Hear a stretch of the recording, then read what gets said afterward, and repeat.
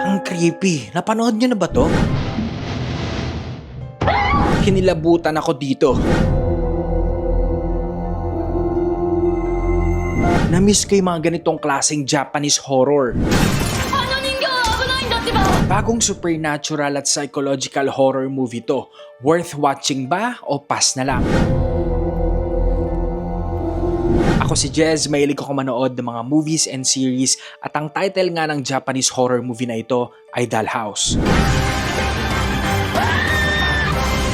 Tungkol ito sa isang nanay na namatayan ng kanyang nag-iisang anak na babae. Nakalipas ang isang taon, isang araw, umuwi siya mula sa isang antique shop na may bit-bit na isang life-size doll at itinuring ito na parang kapalit ng kanyang anak.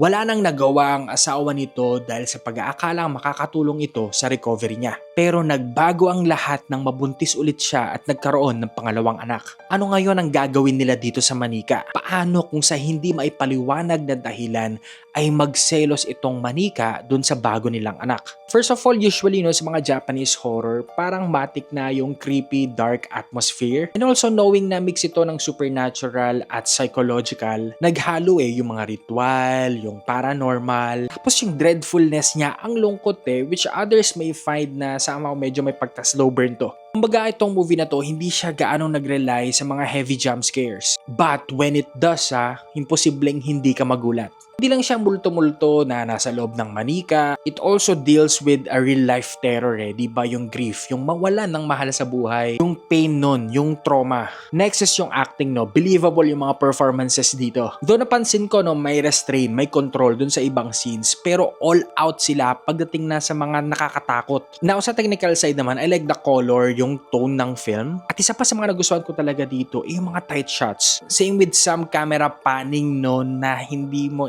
expect kung ano yung makikita mo. And yung scoring guys, yung sound effects, hindi siya overpowering. Going back sa story, I forgot to mention yung mga twists and turns dito is where you'll be surprised and sometimes yung iba medyo mako-confuse ka, but it will all make sense pag napanood mo na yung dulo. Overall, ang verdict ko dito sa Dollhouse ay watch. Yung horror nito more on the emotions, yung atmosphere, at ang rating ko nga dito ay 4 out of 5. At nakakatuwa na nakanood ulit ako ng maayos, magandang Japanese horror movie. So yun na nga mga kamag-anak, panonoorin mo ba itong Dollhouse? Let me know in the comments and don't forget to follow.